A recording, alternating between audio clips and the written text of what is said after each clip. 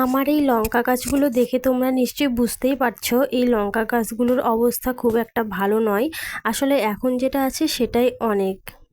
কারণ এই বর্ষাকালটা পড়ার আগে কিছুদিন আগে যা রোদ গেল, তার কারণে লঙ্কা গাছগুলো একেবারে প্রায় কি বলবো, প্রায় পুড়ে পুড়ে যাওয়ার মতো হয়ে গেছিলো। আর এখন বৃষ্টির জল পেয়ে একটু সবুজ সবুজ পাতা হয়েছে, আর দেখো অনেকগুলো কিন্তু ফুলও হয়েছে। আর দেখো এই লঙ্কার গাছের সাদা সাদা ফুলগুলো দেখতে কিন্তু বেশ ভালো লাগছে, কাছ থেকে তো আরও খুবই সুন্দর লাগছে। আর প্রায় প্রত্যেকটা গাছের মধ্যে ফুল এসেছে, দুটো তিনটে গাছে দেখছি যে প্রচুর ফুল এসেছে, মানে আমি আশা করিনি এতটা ফুল এসেছে। আর এখানে দেখো মানে এই লঙ্কার গাছটার না ঠিকমতো গ্রোথ হচ্ছে না, তার কারণ হচ্ছে ওখানে দুটো বেদানার গাছ হয়েছে, আর এটা কোথা থেকে এসেছে সেটা তো আমি জানি না। তো এখানেও দেখো একটা হয়েছে, মানে বেশ ফুল এসেছে গাছের মধ্যে। আর টবের মধ্যে একটা গাঁদা গাছ হয়েছে, বীজ টিজ পড়ে হয়তো হয়েছে, কিছুদিন আগেই তো গাঁদা গাছের সিজনটা চলে গেল। তো দেখো ফুলগুলো কিন্তু বেশ সুন্দর।